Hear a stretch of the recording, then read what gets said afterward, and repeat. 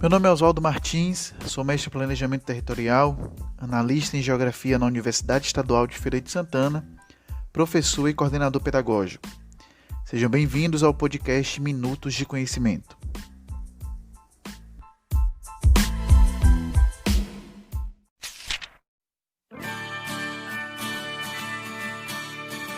Eu não pedi pra nascer, eu não nasci pra perder, nem vou sobrar de vítima das circunstâncias. Eu tô plugada na vida, eu tô curando a vida. Às vezes eu me sinto uma mole encolhida.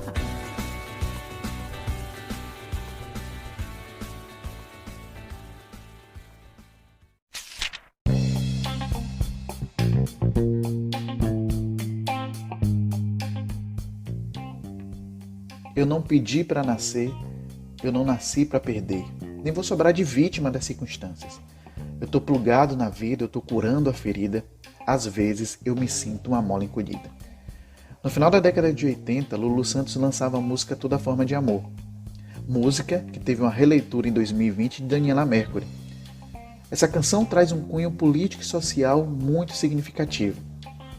E um trecho me chama a atenção. Às vezes eu me sinto uma mola encolhida. O podcast de hoje traz um pouquinho da situação de muitas pessoas da comunidade LGBTQI+, que dentro do ambiente escolar se sentem uma mola encolhida, diante de situações cotidianas que ocorrem dentro desse ambiente escolar. Mas para falar sobre isso, nós não vamos trazer aqui conceitos nem teóricos. Vamos trazer uma história de vida de uma pessoa que viveu e conviveu com preconceito dentro do ambiente escolar. E o quanto isso foi danoso para a continuidade dos seus estudos. Mas, por outro lado, através da arte, da música, da literatura, da comunicação, ele conseguiu reverter esse quadro e hoje é uma pessoa que eu considero com grande senso crítico em relação à sociedade e às coisas que acontecem dentro da sociedade brasileira e mundial. É claro que nosso bate-papo não ficou limitado somente à questão do que Nino passou no ambiente escolar. O caminhar da conversa levou a uma concepção de como os jovens e as pessoas precisam enxergar a sociedade, a comunidade LGBTQI+, e o quanto isso diz respeito à individualidade de cada um. O que eu sou, o que eu sinto, diz respeito a mim e não ao outro. É importante destacar que nesse cast não vamos trazer verdades absolutas sobre o tema, apenas reflexões de uma situação real de uma pessoa que vivenciou o preconceito dentro desse ambiente escolar. Mas antes de começar esse cast, eu vou trazer algumas informações que eu acho que são interessantes para quem está escutando. Em 17 de maio de 1990, a homossexualidade foi excluída da Classificação Estatística Internacional de Doenças e Problemas Relacionados com a Saúde. Foi por conta deste episódio que essa data se tornou o Dia Internacional contra a Homofobia, Bifobia e Transfobia.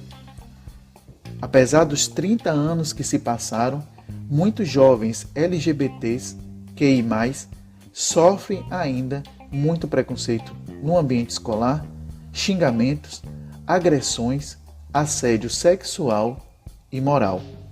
Uma pesquisa realizada em 2015, intitulada de Pesquisa Nacional sobre o Ambiente Educacional no Brasil, que foi realizada com 1.016 estudantes, revelou o seguinte dado: 73% dos entrevistados já foram agredidos fisicamente ou verbalmente por conta da sua orientação sexual dentro do ambiente escolar.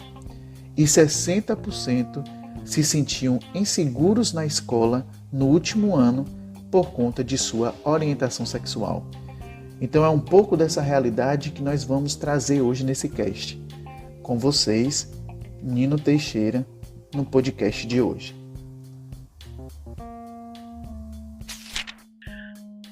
Pessoal, no podcast de hoje a gente tem um convidado bem especial, que é uma pessoa muito querida, né, minha, e que vai falar um pouquinho sobre essa questão de gênero dentro da escola, né? Eu não vou me ater a falar muito, né, nesse momento, porque, né, os comentários foram feitos anteriormente, né, sobre algumas óticas sobre a questão do gênero nas escolas no Brasil, mas a gente vai tratar aqui de um caso real, até para a gente entender um pouquinho como é essa questão do gênero na escola e o quanto isso pode trazer coisas muito boas, mas quanto isso pode levar marcas também para a vida da pessoa.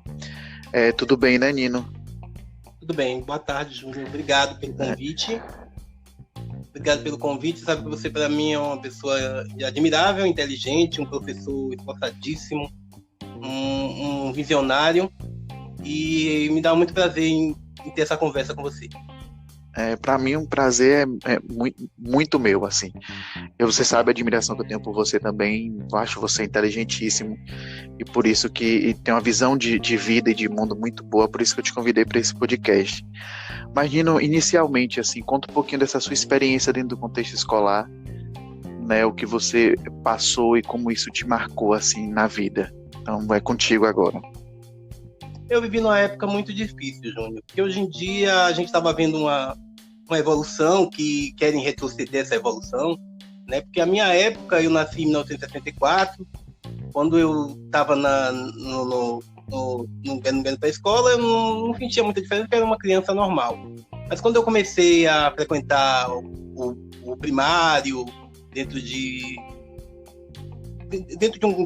uma sociedade mais ampla, eu fui mais questionado, porque eu já tinha meus anseios, eu já tinha minhas buscas, eu não entendia o que eu sentia. Eu gostava de brincar de boneca, eu gostava de vestir roupa de minha irmã, mas aquilo na minha família, que era uma família super conservadora e que não teve grande educação em sentido de aprender o que se passava na cabeça. Então eu não fui instruído, como muitas crianças hoje em dia são instruídas o que é sexualidade e estão vendo hoje em dia na mídia. Eu não via nada disso na mídia, que na minha época isso não era permitido ser questionado em meio nenhum. Era tudo muito escondido, era tudo muito gueto. Então, ao chegar na escola, eu me sentia que era aquela cobrança, você tem que vestir como menino, mas eu não me sentia bem com aquelas coisas, mas até o momento não me manifestei como gay, porque também minha família, meu pai me batia, minha mãe me batia, tá brincando de boneca, menino, tá? Aí fui até chegar ao ensino médio, né? O ensino médio não, o ensino fundamental, né, que chama? Fundamental. Da quinta a sexta série. Isso. Sexta série, fundamental?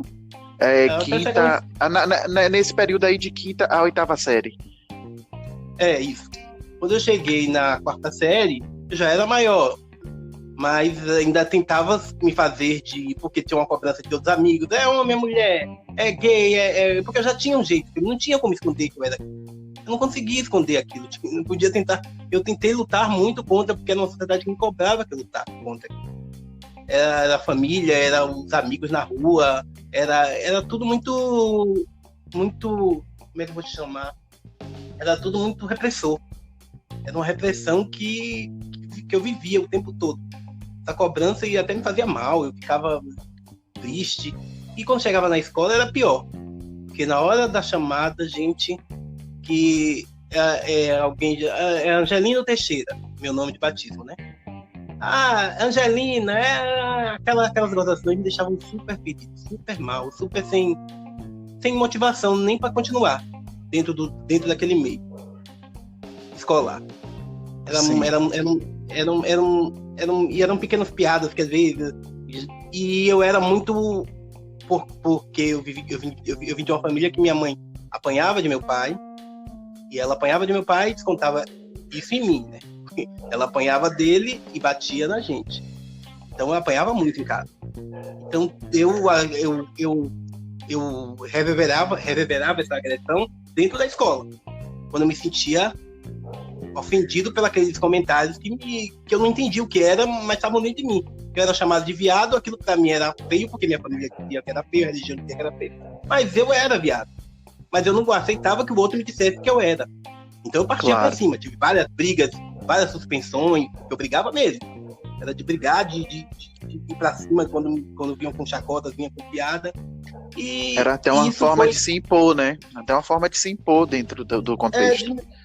De me defender. E muitas vezes fui esperado na porta da escola para apanhar, porque eu respondia dentro da sala quando eu não gostava, quando ia fazer uma piada, eu respondia.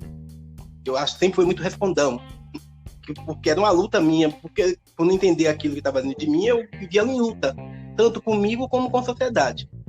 Eu vivia numa luta constante, e dentro do meio escolar era todo dia. E as meninas nem tanto. As meninas eram mais, até hoje continuam sendo, eram mais compreensivos. Mas os meninos eram cruéis. Eles sempre foram cruéis. Então, as meninas são mais acolhedoras, né? As meninas são mais acolhedoras. Verdade. As meninas são mais dentro desse ambiente. E isso parecia que vinha evoluindo, né? Parecia hoje, mas está retrocedendo. Mas para não fugir do nosso anterior, tema, né? Do nosso tema. Sim. Vamos continuar. Aí a escola, para mim, foi se tornando um ambiente que eu não queria ir, que me fazia mal. Sei lá, eu gostava de estudar. Sempre gostei muito de ler. Sempre fui uma pessoa que gostava muito de ler, mas aquilo foi me fazendo mal, porque eu tinha que estar o tempo todo em guerra, brigando com aquelas pessoas. E eu já tinha uma briga interna comigo mesmo, e tinha que estar todo dia brigando com aquelas pessoas. Isso me incomodava muito. Verdadeiramente muito.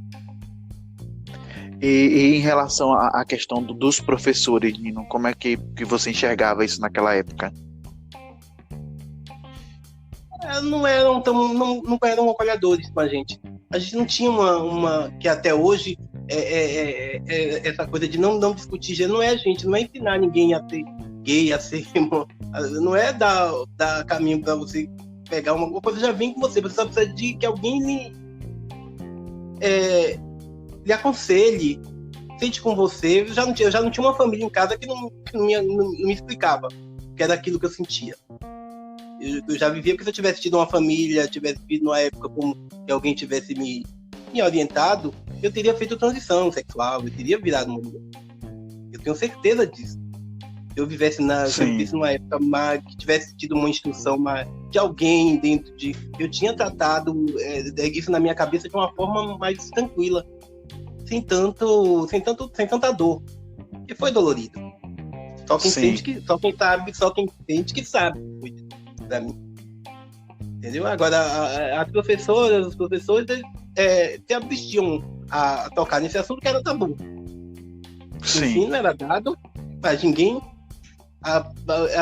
Eu sempre quem acabava na secretaria sempre às vezes era eu era muito respondão, sempre muito combativo, porque eu achava que além de a falta de entendimento me trazia a revolta.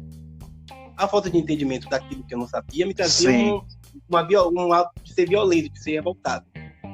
Porque eu andava em briga comigo e não tinha quem me ajudasse, quem me orientasse. Eu precisava de orientação, eu não tinha orientação. Não tive, na verdade. É complicado isso. Até hoje é meio difícil tocar em alguns assuntos dentro da sala de aula, porque a gente nunca sabe se, na hora de tocar em alguns assuntos, para quem recebe aquela informação e como aquela informação chega em casa, né, que são os pais principalmente, como vão interpretar aquilo ali, né? Que às vezes vai achar que está motivando alguma coisa, e tem os outros alunos que podem achar que estão sendo influenciados, mas hoje, sem dúvida nenhuma, é muito mais aberta do que quando você estudava. Nino, você parou de estudar quando? Eu parei Primeiro, antes disso, você acha que isso, toda essa situação que você viveu, ela influenciou na questão do seu desenvolver nos estudos, de alguma forma? Isso atrapalhou dentro desse processo? Sim, atrapalhou muito. Porque eu me sentia desmotivado. Além de desmotivado, eu comecei em vez de correr atrás do meu estudo, eu comecei a travar uma luta que era para defender a minha sexualidade. E defender a minha integridade também. Porque eu tinha que fugir daqueles algozes. Então, fugir do algoz seria sair daquele ambiente, que eu não me sentia Sim. bem. Sim, como eu estava perguntando, você parou de estudar quando? Parei de estudar na sexta série. Da sexta para sétima. Poxa, realmente como essas questões, às vezes as pessoas que estão nesse momento não entendem o quanto isso pode prejudicar no avanço de uma pessoa, né? No desenvolvimento dela nessa questão dos estudos, de se sentir à vontade na questão de estar na instituição. Quando você é gay, pobre, negro, a coisa fica mais difícil ainda. Você é um corpo só. Você é um corpo só, você é um corpo agredido, você é um corpo. Você recebe pancada de preconceito de tudo que é lado. E essas pancadas você tem que. Ou você se mata, ou você tenta achar refúgio para fugir delas e sobreviver. E sobreviver a toda esse. Como é que chama essa. Como é que eu vou dizer? Toda essa pressão. Sim. Uma pressão que você sofre. Você vive pressionado o tempo todo, dentro de casa, na escola, com os amigos. E a sua cabeça não rende para aprendizado. Você não tem cabeça para aprendizado. Sim. Não entra no seu. Mas teve algum professor assim que te marcou no sentido positivo em relação a isso? Teve alguém que te deu a mão nesse sentido? Sim, uma professora da quarta série. Que sempre que algum aluno me ofendia, ela me abraçava, ela conversava comigo, me levou várias vezes para casa dela, para conhecer as filhas, que eram pessoas tranquilas, diferente do que eu via na minha casa. O que me motivou fora do ambiente escolar foi ver que tinham famílias que eram melhores que a minha. Muito bom. Tinham famílias que não eram como a minha. Então esse exemplo já me ajudava muito. Eu dizia, esse mundo não é tão cruel, porque a minha família era um pouco difícil. Difícil não, bem complicada. Já não me ajudava nos estudos ainda mais, né? E quando você não tem uma família estruturada, você não consegue estudar. Sim, verdade. Não consegue estudar. Minha mãe bebia muito, meu pai era agressivo com ela, muito agressivo com ela, e essa agressão reverberava na gente, que reverberava na escola, e que tornava um ciclo vicioso. Qual mensagem você deixa hoje para quem enfrenta isso dentro do ambiente escolar? Como você acha que isso tem que ser visto dentro da escola? O que é que você deixa aí disso como mensagem? O conselho para os jovens que eles aprendam a respeitar o outro, independente do que é ensinado para eles culturalmente, do que é ensinado para eles dentro de suas casas. Eles aprendem a respeitar a história, a individualidade de cada um. Procure saber o que o outro passou antes de criticar, antes de julgar. Porque a gente está vivendo num mundo de julgamento em todas as partes, redes sociais, voltou o julgamento dentro dos meios acadêmicos de novo. Você continua sendo atacado, é ataque na rua, é ataque. Voltou, a gente estava indo para uma maré. A gente estava indo para uma maré de evolução e estamos voltando para uma maré de retrocesso. Porque as ofensas continuam, as pessoas continuam se metendo na sexualidade do outro, continuam se metendo, fazendo piada umas com as outras, diminuindo por opção sexual. Isso é muito irritante, verdadeiramente irritante. É cuidar da sua vida privada, do que só diz respeito a você, entendeu? Enquanto as outras coisas estão sempre jogadas à marginalidade. A gente vê uma saúde precária, a gente vê uma educação precária, a gente vê um país que só tem retrocesso, e isso, independente de sexualidade, isso é de administração pública, de competência. E eu agradeço imensamente, Ninos, você ter aceito esse convite de participar desse podcast, de ter conversado comigo, porque eu acredito muito que isso vai ajudar muitas pessoas a verem as coisas de uma forma né, diferente, ter um outro olhar sobre as coisas. Então, quando esse podcast for lançado, ele com certeza vai trazer um olhar, e você que é uma pessoa inteligentíssima, é aquilo que a gente sempre fala, né? Às vezes você está num banco de universidade por anos, mas não consegue ter uma visão de mundo, né, diferenciada. E o estudo nesse momento... Conta, né? É o que conta no ser humano, é ele olhar o mundo não só através do mundo dele. Ele tem que olhar o mundo com amplitude, ele tem que olhar que o mundo não é só dele. Eu tenho minhas questões, eu tenho meus preconceitos, eu tenho minhas coisas que são minhas, mas só de respeito a mim. Eu não posso querer impor isso aos outros. Eu não posso querer que o mundo seja visto pelo meu olhar. Eu não posso. Eu posso querer que ele seja visto para mim. Eu defendo as minhas ideias para mim, claro. Para dentro do que é para mim. Você não pode me convencer a acreditar num casamento se eu não acredito na instituição casamento. Isso é para mim. Eu não posso também achar que casamento tem que acabar. Que vamos acabar com o casamento. Não. Tem gente que acredita no casamento. Então deixa o casamento existindo. Para quem acredita. Claro. Só que as pessoas hoje em dia elas querem fazer do seu mundo o do todo. O mundo de todos o mundo de todos tem que ter aquele mundo que tem uma boa educação, que tem uma boa saúde, que tem um sistema econômico legal para todo mundo comprar, para todo mundo viajar, para todo mundo ter estruturado. O mundo para todos tem que ser esse. Esse sim. Esse é o de todos, que a gente tem que lutar para todo mundo ter. Ter uma boa comida na hora do almoço, ter um bom emprego, ter um bom salário, entendeu? Esse é o mundo que tem que ser para todos, mas os outros mundos são de cada um. Os outros mundos, o mundo sexual é meu, o mundo de pensamentos culturais são meus, minha cultura é minha. Também que a cultura acaba sendo generalizada um pouco porque ela é difundida. Ela acaba sendo difundida, mas eu absorvo aquilo que me interessa dessa cultura. Claro. Eu, como indivíduo, se ela é uma boa cultura, eu vou absorver o que me interessa.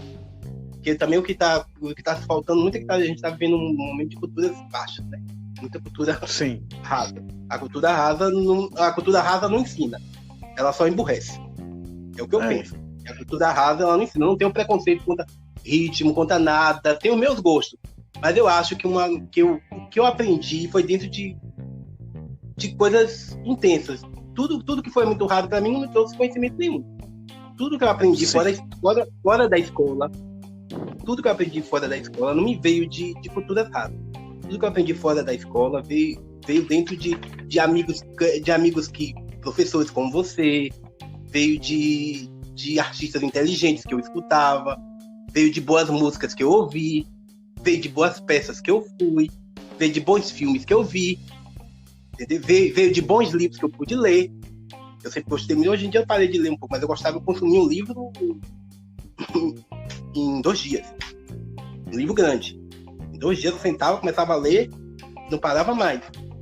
Eu era pulando de um capítulo pro outro. Entendeu? Já escrito eu não sou muito bom no texto. Até já pedi várias vezes ajuda, porque eu sou péssimo naquele texto, porque... E olha que uma vez eu sofri um bullying horrível na internet. Isso nesse tempo a internet não era nem como é que diz... Tão nociva como hoje, né? Não tinha esse negócio de viralizar. Eu lembro, eu entrei numa comunidade do Orkut. Lembra Orkut, ó? Orkut é coisa bem antiga. Comunidade do Orkut. Eu entrei numa comunidade do Daniel. Tem gente que vai escutar isso aqui que nem sabe o que é Orkut, mas depois a gente explica. A comunidade do Orkut de Daniela Mercury, e comecei a escrever um texto, né? Quando eu conheci artista, o que artista foi pra mim, e não sei o que mais lá, que eu tava muito triste, porque eu fui abandonado por minha mãe, minha mãe tinha me deixado numa casa, né? Me deixou numa casa, quem me acolheu foi uma outra família, ela vendeu a casa comigo dentro. E se picou pra tomar cachaça. Deu a casa comigo dentro. Nossa. E eu fui acolhido por essa família. Então eu tô contando tudo isso nessa carta, escrevendo tudo isso. Ninguém prestou atenção em nada da minha história. As pessoas printaram esse texto e começaram a gozação. Uma gozação com erro de português, uma gozação com vírgula, uma gozação, e isso foi replicado nas outras comunidades. E aquela gozação. Eu, graças a Deus, eu nunca me senti mal com bullying. Eu sempre usei o bullying pra ganhar se força. Fortalecer. a me fortalecer. Perfeito. Porque se eu fosse uma pessoa que tivesse incômodo com bullying, eu me matava. Porque o que fizeram comigo foi cruel. Tive alguns amigos que, claro, teve algumas pessoas que me defenderam, não, porque ele não estudou, mas as pessoas não querem saber disso, não. Elas querem lhe massacrar. Elas querem lhe pegar e lhe botar no pior lugar que você tem. Quanto mais quando elas acham que você não devia estar no meio social. Ah, é preto, é pobre, é gay, não tem que estar. Ali, vamos tirar essa coisa daqui, porque ela não merece estar aqui. E a gente continua desse mesmo jeito. A gente não evolui nessas questões. A gente retrocede cada vez mais, parece. É esse entendimento que eu não consigo entender. E vou morrer sem entender, eu acho. É complexo demais. Deveria ser simples, né? Mas é muito complexo. Deveria ser simples, eu venho entrando na rede social e ficando assim, gente, eu tô na Terra mesmo, será que eu estou? Que lugar é esse que eu tô? Tem coisas que eu leio que eu fico assim, gente, que lugar é esse que eu tô? Aqui mora ser humano mesmo, a gente tá evoluindo como ser humano, o que é isso? Porque mas também porque hoje em dia o que é muito divulgado é o mal, né? As coisas boas, você faz um bom podcast desse, então alguns outros que eu já ouvi muito bom, ninguém compartilha. As pessoas não têm mania de compartilhar. Elas compartilham, sei que às vezes de uma maneira de indignação, pra ir contra aquilo que é ruim. Eu sei que o ruim tem que ser mostrado também, pra gente ver o que é ruim, pra saber o que é ruim, mas eu acho que o bom também tem que ser visto. As pessoas têm que compartilhar mais coisas boas, para serem vistas, porque o mal tem gente que consome. Então esse consumo pode ser até maior. No mundo de frustração que a gente vive, o consumo pelo mal pode ser maior do que o consumo pelo bem. A gente vive num mundo que as pessoas estão chateadas, elas estão revoltadas, porque elas não ganham bem, porque elas são botadas para fora do seu emprego, o sucesso do outro incomoda elas, porque elas não têm aquilo. Ah, não tem um bocal, fulano tem, então para que eu vou defender esse fulano de tal? Então esse ódio, elas se tornam pessoas raivosas, odiando-se e odiando o outro. E a gente está vendo isso todo dia. Eu vejo na minha comunidade, eu vejo no meu trabalho, eu vejo as pessoas se odiando porque um se acha melhor do que o outro. Então um se acha pior do que o outro, então vamos acabar com isso aqui porque eu não tenho isso aqui. Se eu não tenho isso aqui, você também não tem o direito de ter isso aqui também, não. É o tribalismo retornando. A forma mais precária de sociedade que a gente pode estar retornando nesse momento. E cruel. Nino, mais uma vez lhe agradecer por esse podcast, por você ter aceito esse convite. E fico muito feliz por você ter aceito. E eu tenho certeza, como eu falei antes, que isso vai trazer um outro olhar para as pessoas diante desse olhar que você traz. Muito obrigado mais uma vez. E eu que te agradeço. Em breve esse podcast está saindo. Eu que te agradeço. Eu que te agradeço. Peço que você dê uma editada aí nas gaguejadas, nas coisas, porque eu fico meio efusivo com certos temas, eu fico meio nervoso. Mas não é um nervoso revoltado, porque eu detesto esse nervoso de ódio. Eu altero a voz desse nervoso, mas é um nervoso porque é para enfatizar aquilo que eu penso. Somente para enfatizar, deixar bem claro que isso é meu. Eu não quero impor para ninguém alguns pensamentos. Algumas coisas eu queria só que as pessoas entendessem. Eu não quero que elas comprem para elas. Ninguém tem que comprar a minha ideia. Minha ideia é minha ideia. Mas as pessoas, para parar de ser massa de manobra, principalmente políticos, como vão ser agora de novo nas novas eleições, todo mundo acaba virando massa de manobra, de um monte de questão que não devia ter, que eu acho que devia ter até um concurso, acho que devia ter você tinha que passar por uma academia para se tornar um político. Que eu acho que a competência seria muito mais importante do que algumas questões que alguns defendem. Mas muito obrigado. E obrigado a você. Quando estiver pronto, você me mostra. Poxa, com certeza. Foi ótimo. Obrigado mais uma vez. E foi maravilhoso ter você. Um beijo, obrigado. Um beijo, Nino. Tchau. Tchau. Esse bate-papo com o Nino durou muito mais tempo do que vocês viram aqui nesse podcast. Algumas coisas ficaram na edição, porque senão esse podcast seria imenso. Mas só para finalizar, eu trago uma reflexão de Paulo Renes Marchal Ribeiro, que é coordenador do mestrado em Educação Sexual da Unesp. Para ele, A escola pode desenvolver programas de educação sexual que sejam embasados na questão da cidadania para realizar um trabalho que erradique o preconceito. Quando valorizamos os direitos humanos em sala de aula, geramos reflexão, pensamento crítico e quebras de tabus. Então é com essa reflexão de Paulo Renes que eu finalizo, o podcast de hoje, trazendo a possibilidade de repensar a questão da comunidade LGBTQI+, dentro desse ambiente escolar. Esse podcast tem contribuição do site Nova Escola, onde foi feita algumas pesquisas de algumas informações que foram ditas aqui nesse podcast. Agradeço a audiência de vocês e até a próxima.